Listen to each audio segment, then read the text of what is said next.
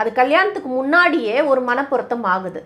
ரொம்ப வருஷமாக வந்து சைல்ட்ஹுட் ஃப்ரெண்டாக இருப்பாங்க, மனசுக்கு மனசு பிடிச்சி போய் அவங்க வாழணும், கல்யாணம் பண்ணிக்கணும் அப்படின்ட்டு.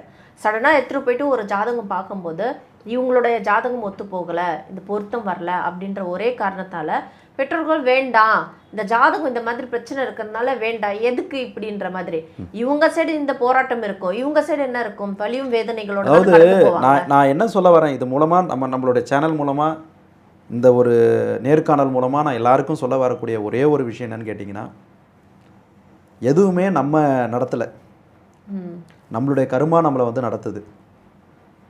நம்ம மனிதனாக பிறந்துட்டோம், இன்றைக்கி வந்து தர்மங்கிற தர்மம்னு ஒன்று இருக்கும்போது அதர்மம் ஒன்று இருக்க தான் செய்யுது. அப்போ வந்து சாத்தான்னு ஒன்று இருக்குன்னா தெய்வம்னு ஒன்று இருக்குது. ஸோ எதிர்மறைங்கிறது எல்லாத்துலேயுமே உண்டு.